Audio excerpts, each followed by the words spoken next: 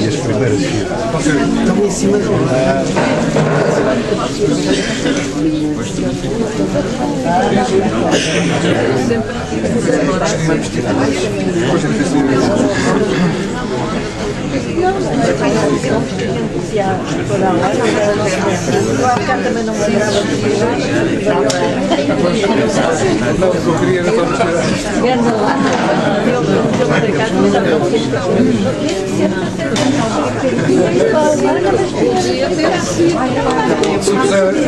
aqui não se vê, ó.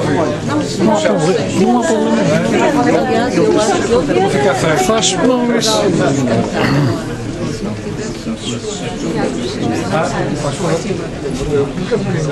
Não, obrigada. Sério que não? Não.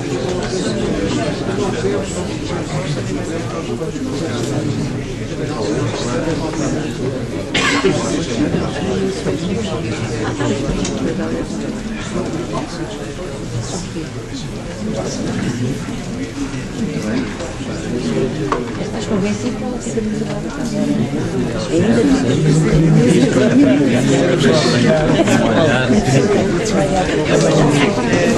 é você.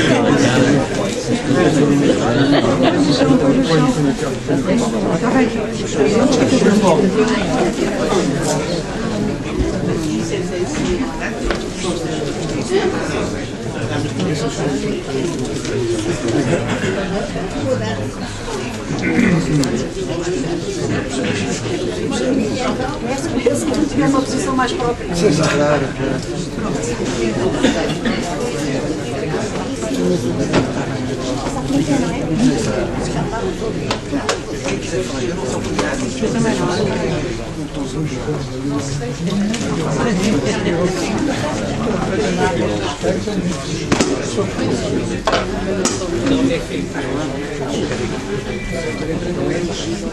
Para mais? Não, fechou.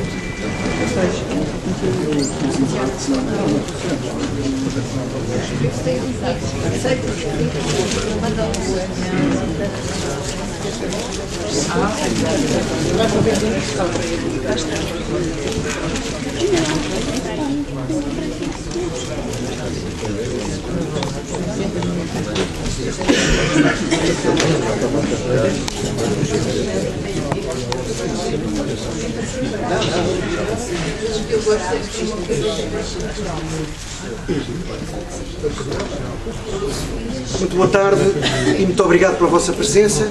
Por falar sem microfone, vou tentar projetar suficientemente a voz. Presumo que quem está aí atrás me consiga ouvir bem.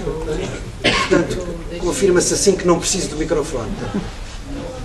Chamo-me Francisco Abreu e estou a falar-vos em nome da Esfera do Caos Editores, que, com enorme satisfação, publicou a obra sobre a qual falaremos hoje. Foi de facto com muito prazer e com uma grande convicção que a Esfera do Caos aceitou o estimulante desafio de publicar esta obra. O essencial, porque ao publicarmos um livro como este sentimos que estamos a cumprir uma das mais nobres e relevantes funções que um editor pode cumprir, pôr à disposição do público leitor textos que têm potencial para se afirmarem como uma referência incontornável na área do conhecimento a que dizem respeito. Ou seja, textos que, pela sua valia intrínseca, farão escola e resistirão à passagem do tempo. Este livro, na nossa avaliação, tem estas características. Mas, segundo creio, este livro tem uma outra característica notável. É que, se é certo que o autor analisado, Bento de Spinoza, viveu, pensou e escreveu no século XVII, as suas ideias, que a autora interpreta com uma mestria ímpar, revelam, por vezes, uma espantosa atualidade quando confrontadas com questões e problemas que, hoje em dia, são cruciais para o nosso futuro coletivo. E, neste sentido, atrevo-me a afirmar que o leitor, ao mergulhar nesta obra, há de ficar muito agradavelmente surpreendido. Se é verdade que este livro foi por nós publicado com muito gosto, ao mesmo tempo publicá-lo constituiu, como disse, um desafio estimulante. Por um lado, por sabermos que a autora faz parte desse seleto panteão onde se alinham os mais perspicazes e inovadores intérpretes da filosofia moderna. Daqui resultando que publicar-lhe um livro seria necessariamente uma experiência simultaneamente honrosa e enriquecedora. Por outro lado, porque publicar um livro da professora Maria Luísa Ribeiro Ferreira significa publicar em parceria com o Centro de Filosofia da Universidade de Lisboa, isto é, com um dos mais dinâmicos e prestigiados centros de investigação que a Academia Portuguesa acolhe. Daqui resultando, na ótica do editor, uma responsabilidade acrescida, mas por isso mesmo estimulante. Estou acompanhado nesta mesa pela autora, naturalmente, mas também pelos professores Viriato Sormanho Marques e Pedro Calafate, ambos, e é com muito orgulho que o digo, ambos autores da Esfera do Caos. O professor Viriato Sormanho Marques publica connosco desde 2008 e o professor Pedro Calafate publicou connosco a sua última obra intitulada Da Origem Popular do Poder ao Direito de Resistência. Os livros que publicamos destes dois autores estão disponíveis nesta livraria, como aliás e muitas outras, assim como os livros de outros autores que connosco publicaram em parceria com o Centro de Filosofia. José Gomes André, António Pedro Mesquita, Leonel Ribeiro dos Santos e assim por diante. Ao professor Viriato Sormanho Marques, porque gentilmente aceitou o convite para connosco conversar acerca desta obra, os meus sinceros agradecimentos. Os meus agradecimentos também ao professor Pedro Calafate, diretor do Centro de Filosofia da Universidade de Lisboa, porque generosamente se associou à publicação deste livro, deste e de muitos outros, incentivando e apoiando. Os meus agradecimentos, finalmente, à Belhosa de Entre Campos, por ter acolhido esta nossa iniciativa e por nos ter recebido com tanta simpatia. Muito obrigado.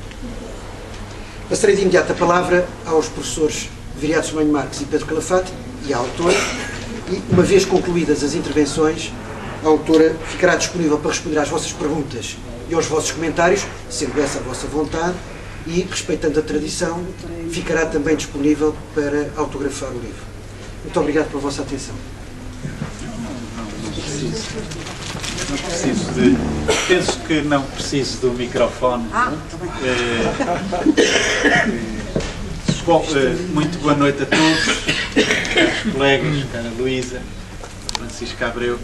Eu sou o colega da Luísa que neste momento, há 2 anos esta parte, tem o encargo de dirigir o Centro de Filosofia da Universidade de Lisboa.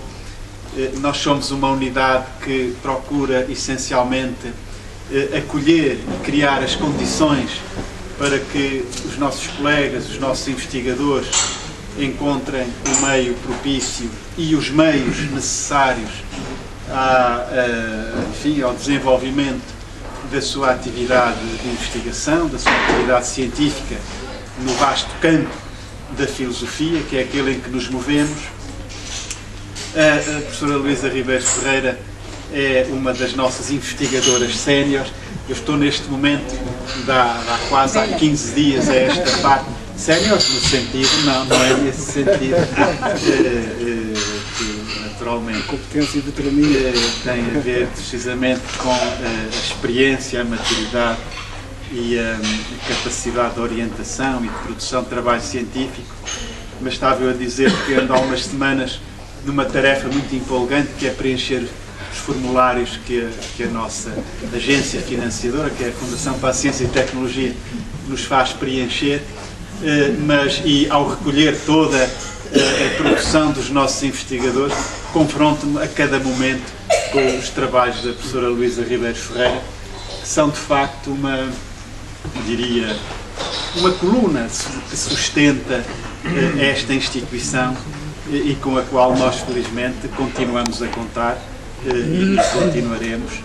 Temos também, como disse o Dr. Francisco Abreu, procuramos ter uma atividade editorial própria e que é relativamente intensa no panorama do conjunto dos centros de investigação em filosofia no país e nas nossas academias, mas também procuramos diversificar o mais possível com contactos com outras editoras, e neste caso a Esfera do Caos e o seu diretor, o Dr. Francisco Abreu, tem sido um parceiro privilegiado, na medida em que isso também facilita a nossa abertura, sobretudo quando são temas como este, o tema do Spinoza. Penso que tem suficiente acolhimento num público mais vasto do que aquele que normalmente, enfim, é um tema aberto, é um tema chamativo, é um tema extremamente interessante, e depois o apoio, enfim, de outros editores, como neste caso a Esfera do Caos, é para nós precioso, na medida em que também permite uma maior penetração, uma maior distribuição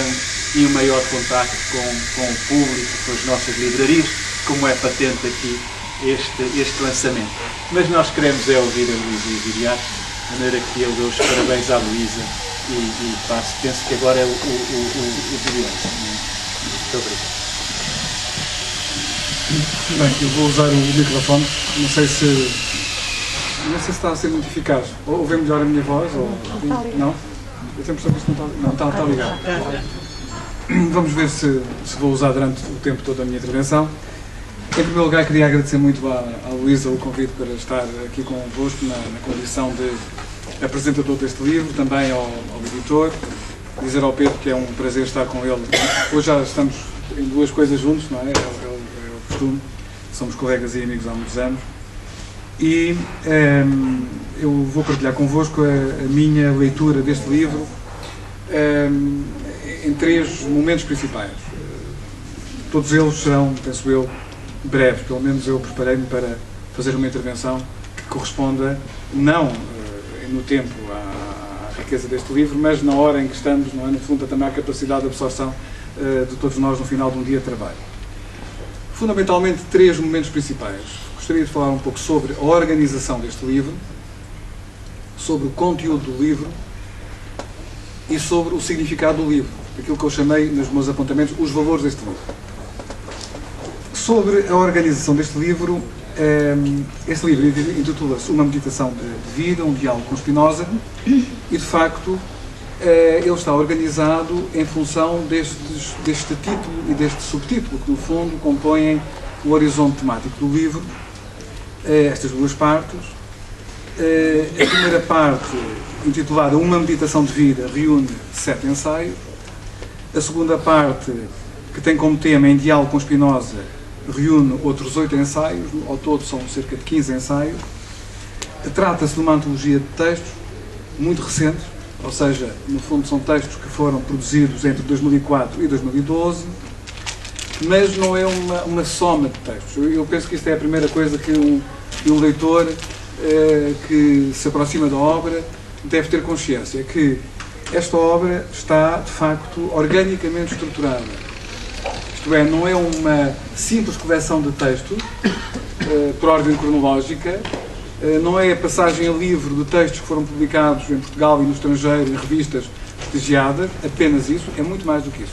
Trata-se de uma organização de textos que estão semanticamente organizados, isto é, têm um fio condutor, e isto produz uma dupla duplo serviço ao leitor, porque, por um lado, permite que o leitor tenha a liberdade de aceder a esta obra da forma que bem deseja.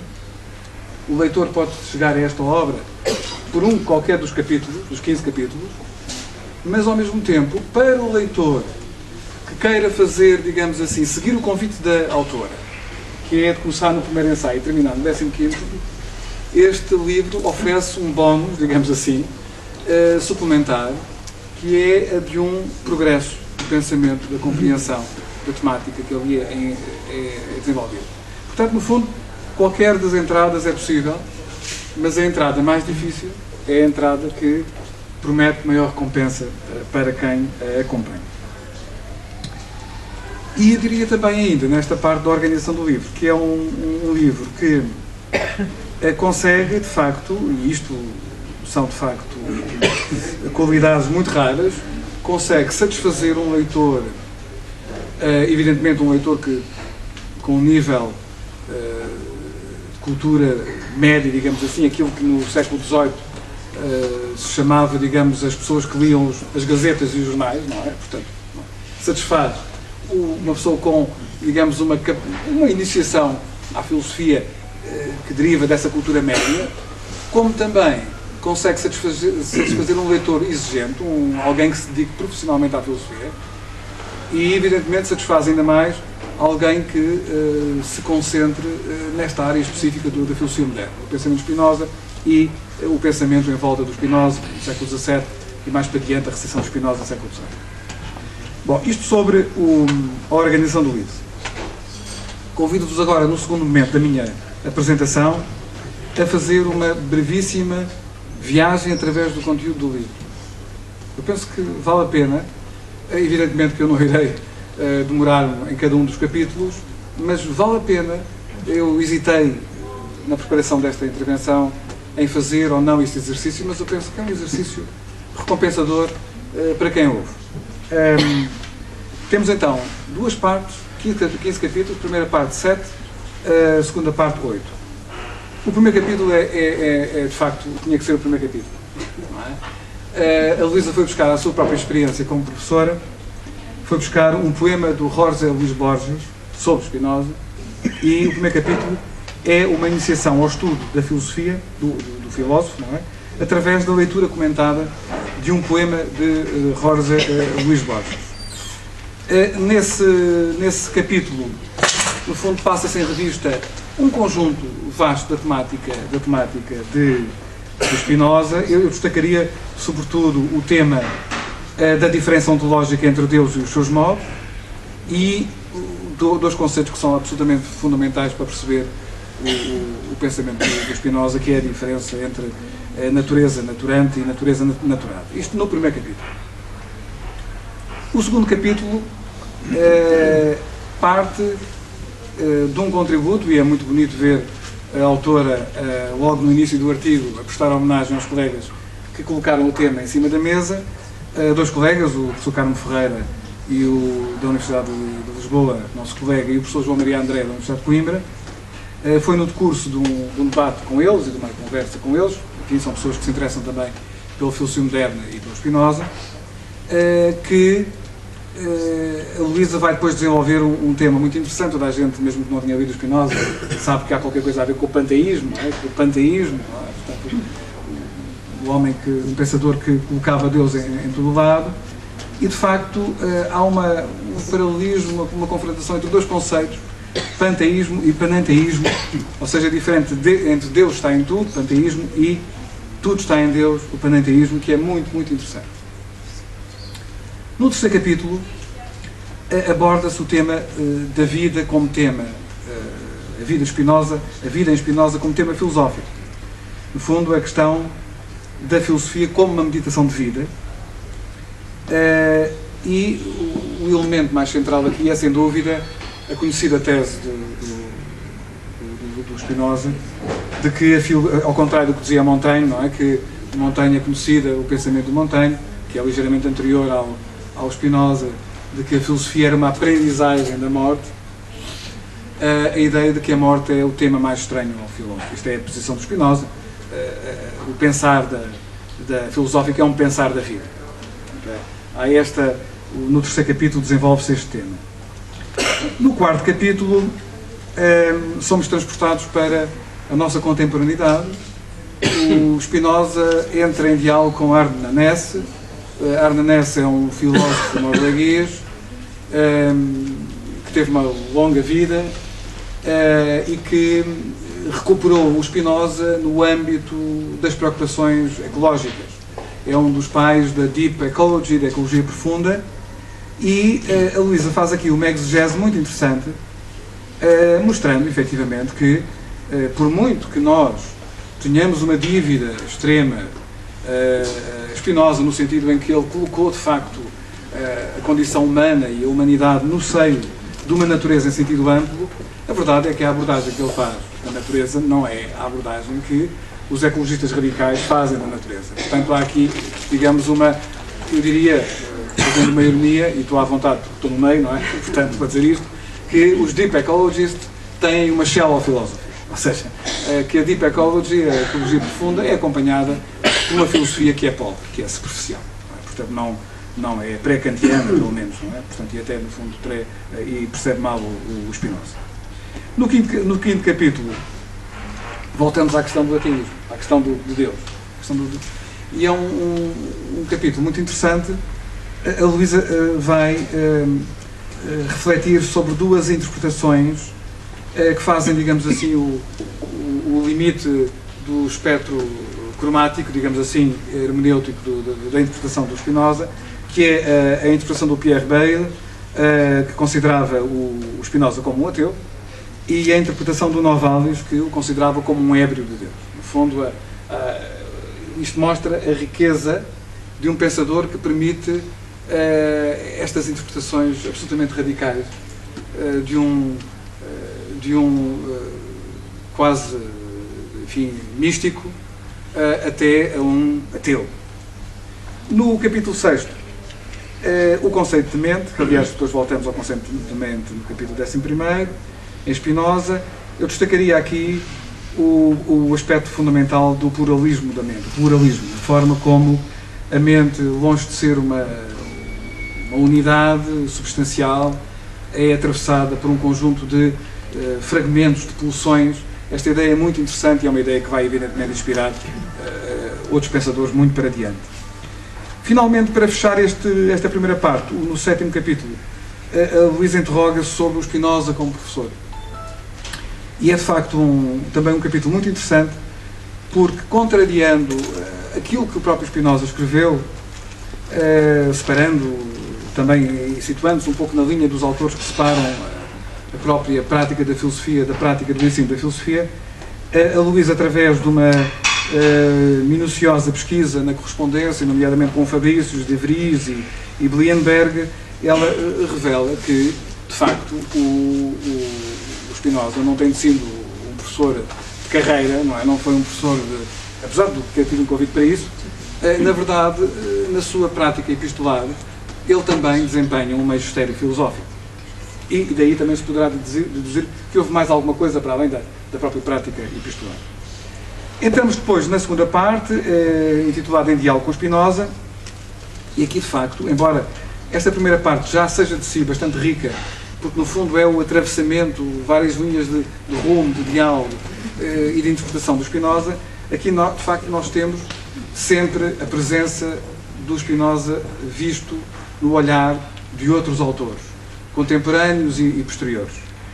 No 8º capítulo temos a correspondência com Oldenburg, mais uma vez o tema de Deus, e de facto vemos aqui que Spinoza, sempre de forma muito delicada na sua correspondência, vai respondendo a Oldenburg, mas há um ponto em que essa correspondência termina, que é o ponto em que Spinoza não faz concessões em relação à possibilidade de conciliação da sua visão de Deus com a visão do Deus pessoal do cristianismo. Há um ponto em que, não sendo possível compatibilizar as coisas, o Spinoza pura e simplesmente não responde à carta do Oldenburg. Isto é interessante porque mostra também a coragem de interromper um diálogo que já não leva a parte nenhuma. Outros pensadores não tiveram essa coragem. Estou a pensar, por exemplo, o Newton, um dos aspectos talvez mais frágeis do pensamento do Newton é justamente as concessões que ele faz a um Bentley, a um homem que estava mais preocupado com a teologia do que com a física, e muitas das coisas que são atribuídas, e é verdade, enfim, ao Newton, sobre um Deus milagreiro que intervém no sistema do mundo para compensar a erosão da matéria, tem a ver com as concessões que ele faz ao Bentley. Ou seja, o Spinoza, percebendo que já não é possível fazer compromissos, interrompe a correspondência. O Newton, para não perder tempo, diz: tens razão, toma lá a bicicleta, digamos assim, não é? Portanto, diferença de atitudes bastante interessantes. No 9º capítulo, nós temos a relação entre Leibniz e Spinoza.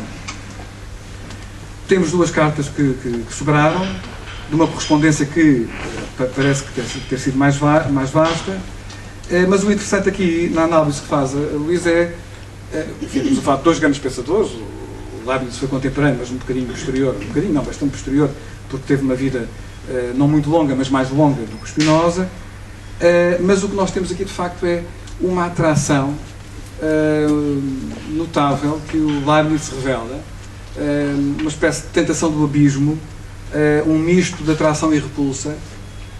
Agora, sem dúvida alguma, que o Leibniz é um dos grandes pensadores que percebe o quilate, a dimensão excepcional do pensamento de Spinoza. E ao longo da sua vida vai ficar marcado por essa experiência de contacto com esse grande pensador.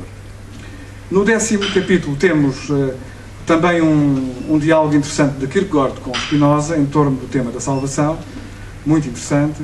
No 11º e no 12º capítulo, a Luísa oferece-nos uma aproximação entre dois pensadores contemporâneos que partilham com Spinoza a condição judaica, essa condição,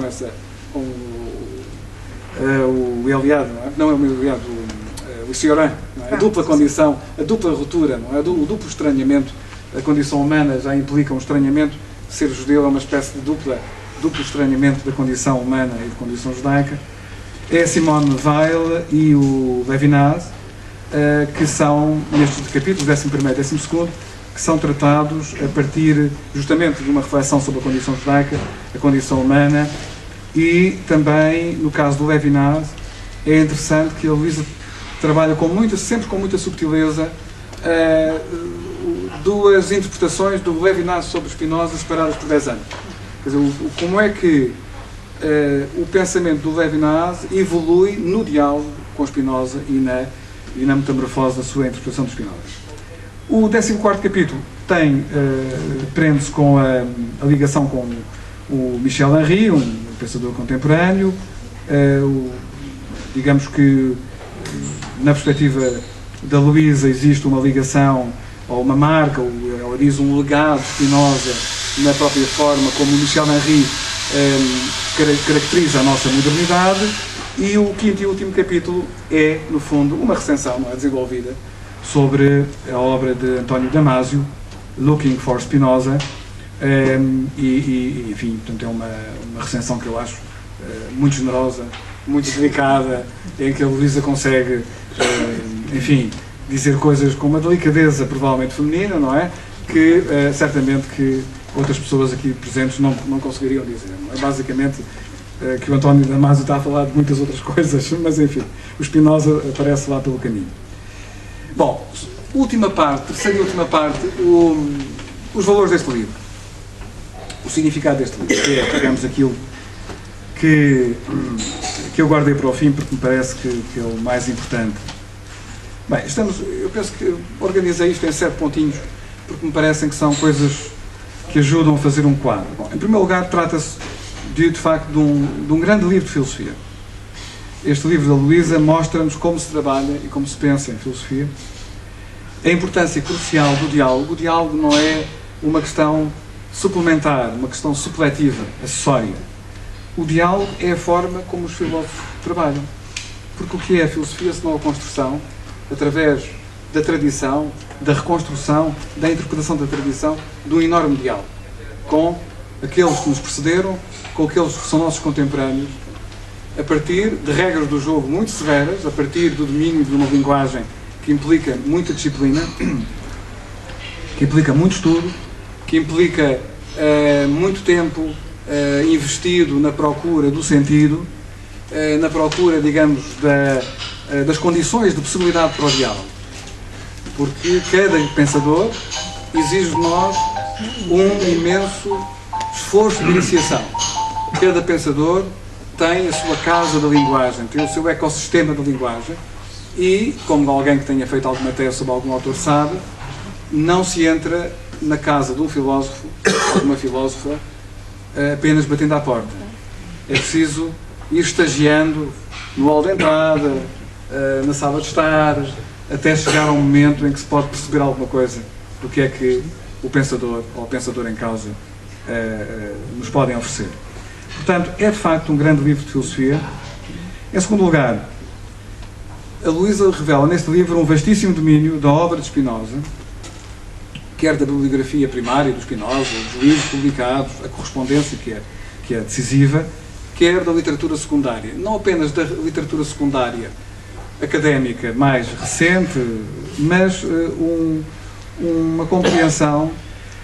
Estamos a falar de um autor que desapareceu em 1677, portanto estamos a falar de 300 e tal anos de recessão de Spinoza, períodos de silêncio, períodos de grande despertar.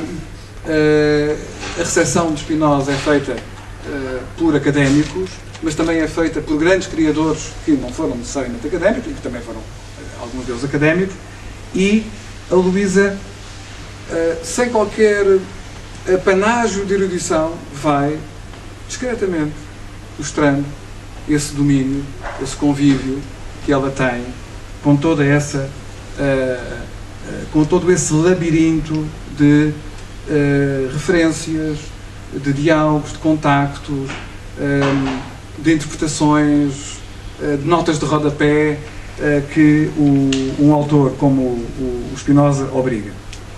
Gostei particularmente, por exemplo, da referência que faz a um ponto muito importante do Renascimento de Spinoza, que é a polémica sobre o panteísmo na Alemanha, o panteísmo do Streit, o Jacobi, o Lessing, o Mendelssohn. E, sobretudo, também uma atenção aos pequenos detalhes, às pequenas nuances. Muitos destes capítulos surgem a partir de pequenas pistas, de pequenas inquietações, de pequenas dúvidas que a autora partilha com o leitor no início sempre de cada capítulo. Terceira nota sobre o sentido do livro. Esta é uma viagem, de facto, a um grande e complexo autor.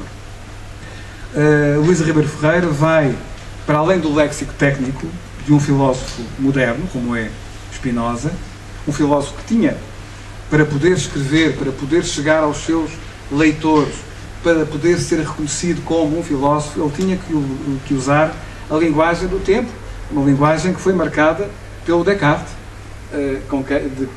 relativamente a quem o Spinoza tinha uma verdadeira admiração, tinha só tecia encómios, apesar de depois se demarcar dele. Mas toda aquela linguagem muito técnica da substância, dos atributos, dos modos, tudo isso era fundamental para que Spinoza pudesse ter um cartão de circulação na filosofia moderna do século XVII. Mas aquilo que a Luísa faz é mostrar justamente aquilo que torna o Spinoza num filósofo que não fica apenas no século XVII, como muitos outros ficaram no século XVII e outros ficaram no século XVIII. Ou seja, ele elabora aquilo que eu chamo uma espécie de perspectivismo hermenêutico que permite o quê? Permite revisitar, testar e validar múltiplas vezes as teses centrais do Spinoza a partir de uma espécie de máquina móvel de interpretação, através dos ângulos de interrogação do pensamento de Spinoza, que cada capítulo permite revelar. Isto permite o quê? Permite, no fundo, fazer uma... Enfim, eu só me lembro de metáforas bélicas, não é? Portanto, é como na artilharia, no fundo, atingir o alvo a partir de vários pontos cartográficos, que permite a certeza de que o objetivo é destruir. Neste caso, o objetivo não é destruir, é exaltar a grandeza do pensamento de Spinoza. E isto, de facto, é uma máquina de interpretação absolutamente eficaz. E revisitamos temas centrais a partir de um ângulo e depois a partir do outro. e vemos a consistência, a seriedade, a coesão, a solidez, quer da leitura da Luísa, quer a solidez daquele grande pensador que foi de facto o Spinoza. Quarta observação. Este livro é um livro que constitui uma verdadeira viagem àquilo que podemos considerar a oficina mental do Spinoza. E ao ler este livro, é curioso, porque evidentemente que eu já tinha lido alguns dos artigos separadamente, mas não tem comparação. Quer dizer, o problema é mesmo isto, quer dizer, aqui é uma espécie de falácia da composição, não é? É completamente diferente lermos a coisa fragmentadamente ou lermos aquilo num conjunto com uma intenção deliberada da autora de produzir, de facto, um grande efeito de um estremecimento, digamos assim, filosófico na compreensão do pensamento deste grande filósofo que é o Spinoza. E de facto, o tal perspectivismo hermenêutico, olhar para a mesma tese sobre múltiplos pontos de vista, fez-me recordar, evidentemente na sua diferente escala, o Leibniz. Uma passagem longa, aliás, dos ensaios de Odisseia, do Leibniz, de 1710, que sempre que leio não posso deixar de sentir algum estremecimento, que é quando o Leibniz começa a partilhar com o leitor a forma como a mente divina funciona. Portanto, o Leibniz mete-nos a nós, leitores, dentro da máquina de pensar o mundo de Deus. A Luísa é mais modesta, mas não é menos difícil colocar-nos dentro do cérebro de Spinoza e da forma como ele vai pensando, vai processando a informação e vai respondendo aos desafios do mundo. Quinta nota. A Luísa transmite neste livro também a sua longa amizade e devoção pela personalidade do Spinoza. Não é uma amizade e uma devoção incondicionais. Várias vezes a Luísa tem dois temas muito fortes como filósofa. Tem o tema do Spinoza e da filosofia moderna em geral, mas tem também o tema de que ela é uma autora sem rival, mas espero que com algumas discípulas e discípulos, que é o tema do feminino na filosofia e da filosofia no feminino. E de facto o Spinoza não era propriamente um Condorcet, não é? Portanto não era um John Stuart Mill, não é? Era uma pessoa que, enfim, apesar da sua pouca prática, não é? Portanto, no relacionamento com o género feminino, dizia umas coisas muito pouco sensatas que a Luísa não perdoa. Mas exatamente. Mas isso não impede, de modo algum, de perceber a grandeza desta personalidade. Eu acho que é mesmo uma grandeza comovente, não é? Nós estamos a falar de alguém que morreu muito novo. O Spinoza morreu com 44 anos.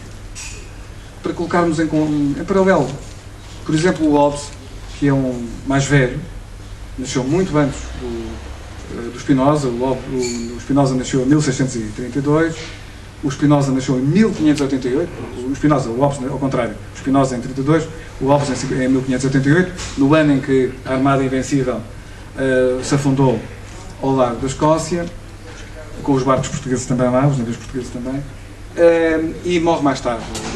O Hobbes tem 91 anos, uma longa vida de 91 anos, ou seja, na vida do Hobbes cabem 2 Spinozas e mais uns anos. E a verdade é que Hobbes é também um gênio da filosofia, mas os 44 anos do Spinoza foram suficientes para o colocar no ranking. Eu digo sempre aos meus alunos, está no top 10. No top 10, 10 do Platão. Não é no top 10 do século XVII. 10 do Platão. E é qualquer coisa de misterioso. Um homem que de facto não foi professor, não viveu da filosofia, apesar apesar do convite para o fazer, que viveu aos 24 anos, é afastado da sua comunidade, é filho de judeus portugueses, os pais nasceram em Vidigueira, no Alentejo, é conhecido na Holanda sempre como português,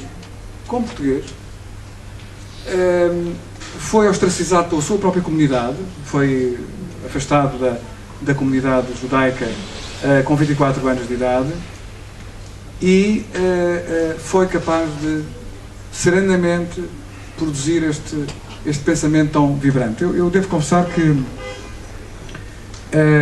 em 97, uma vez em que tive uma conferência em Amsterdão, resolvi terminar um bocadinho mais cedo, sair um bocadinho mais cedo, e resolvi ir a visitar a sinagoga da comunidade sefardita. E fui sem mapa, e fui perguntando às pessoas que encontrava onde é que ficava a sinagoga. Eu só dizia, a sinagoga.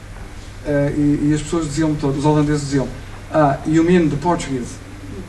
Sinagoga. Ou seja, para os holandeses, aquela sinagoga não é uma sinagoga de uns judeus quaisquer, é dos judeus portugueses.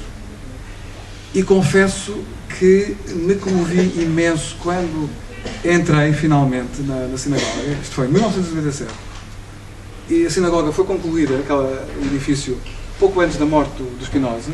Portanto, foi nos anos 70. O Spinoza morre em 77. A sinagoga foi concluída, penso, eu costumo ter boa memória para números, mas às vezes a coisa já vai não sendo tão boa. 1674, por aí. E aquilo está tudo escrito em português. Tudo escrito em português. Esta sinagoga foi feita pelos senhores Abraão, Daniel, Ismael. Lá estão aqueles nomes todos.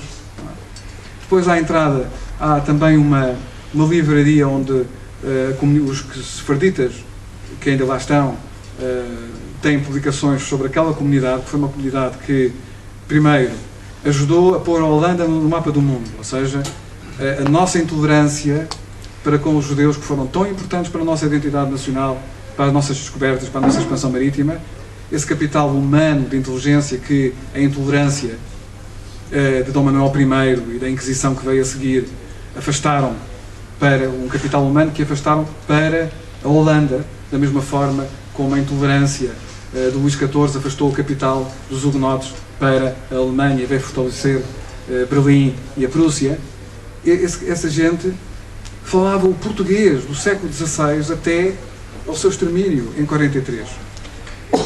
Era uma comunidade respeitada, rica, gente ligada à ciência, ao comércio, à banca, que usava como língua identitária o português e que se manteve até 43, eram 4.000 pessoas.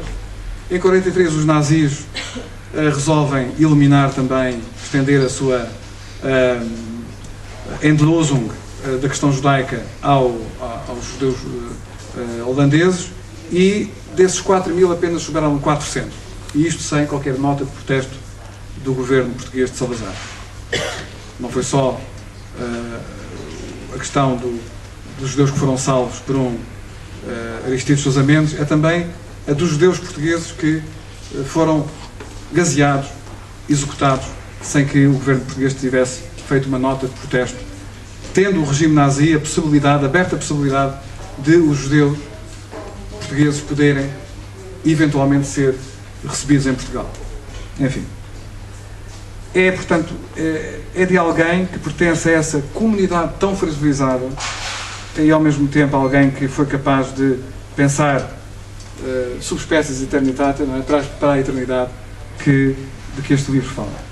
Sexta e penúltima nota, é um livro que manifesta uma grande autoridade, uma autoridade no sentido da Hannah Arendt, ou seja, uma autoridade que não tem a ver com o poder, tem a ver, digamos assim, com a capacidade argumentativa, o prestígio de um convívio, a competência de um raciocínio, que efetivamente só uma longa reflexão sobre estes temas permitiriam garantir.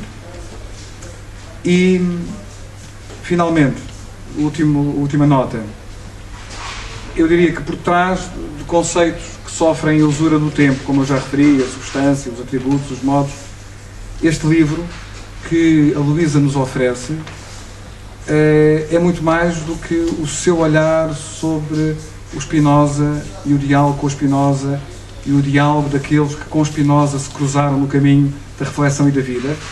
Eu penso que este livro é um livro que nos evoca, sobretudo às pessoas que aqui seguiram, como é o caso da Luísa, como é o meu caso, o caso do Pedro e de outros, o caminho da filosofia como vocação e não apenas como profissão, evoca-nos o mistério desta arte, não é? Que de facto é um saber sem ser uma ciência, pelo menos não é uma ciência que seja medível pela métrica praticada por agências como a FCT, e eu diria felizmente, porque é nessa incomensurabilidade da filosofia, essa irredutibilidade da filosofia a uma métrica da performance, a uma métrica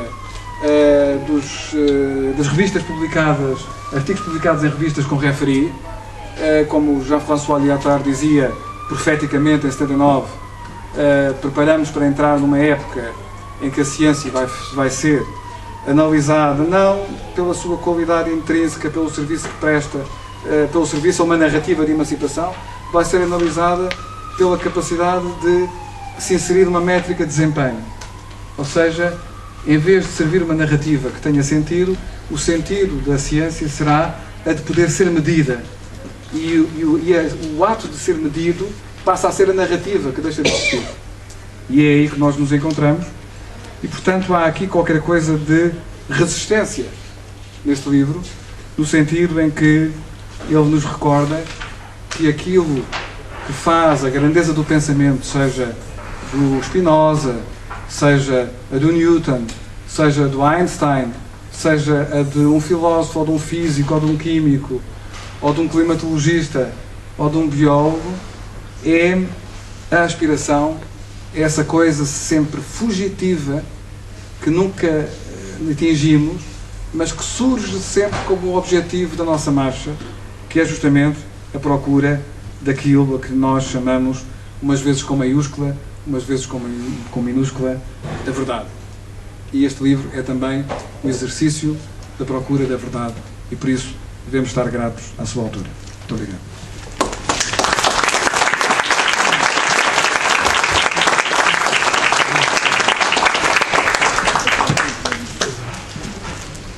Bem, vou prescindir também do microfone.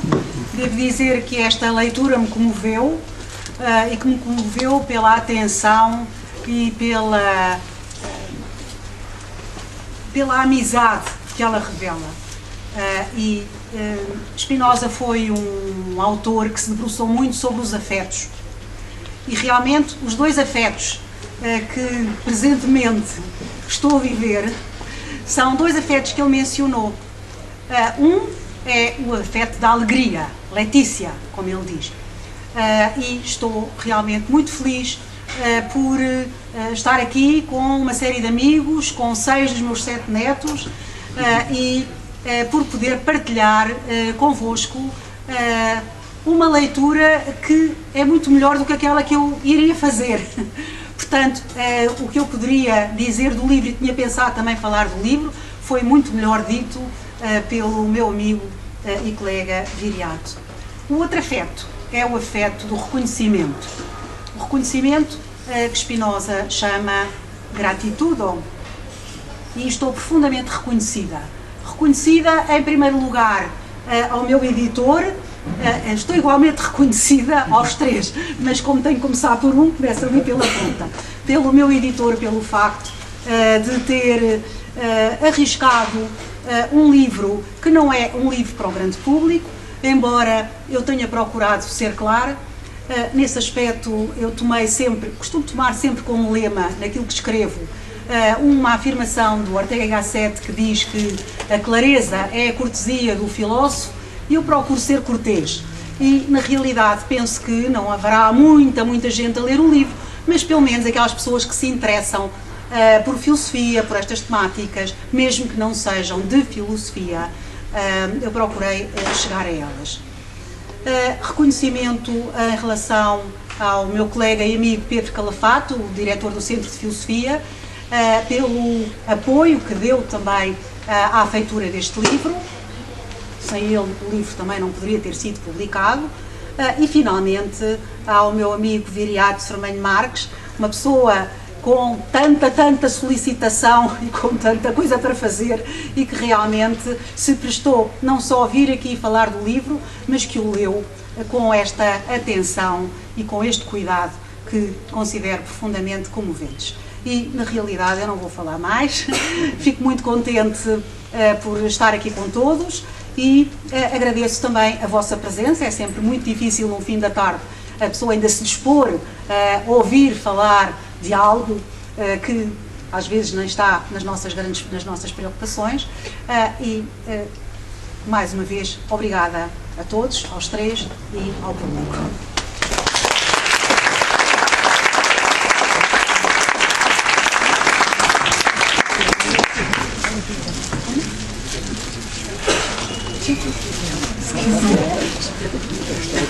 Eu atrevo-me a dizer agora que a bola, de certo modo, passa para o vosso lado. Se quiserem perguntar alguma coisa ao autor, Ou se quiserem aproveitar para o autógrafo. Se calhar queremos dar. pois, se não querem fazer perguntas, eu convido a pedirem autógrafos. São as duas hipóteses que temos. Mas se alguém quiser fazer algum comentário ou alguma pergunta, que não se sinta indevido. Temos que introduzir um outro tipo de lançamento, que é o lançamento pós-leitura.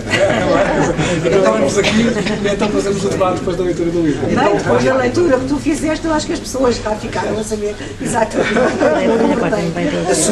Assumindo que estão então todos muito ansiosos pelo autógrafo da autora, então passávamos de imediato a essa frase. Muito obrigado pela vossa presença.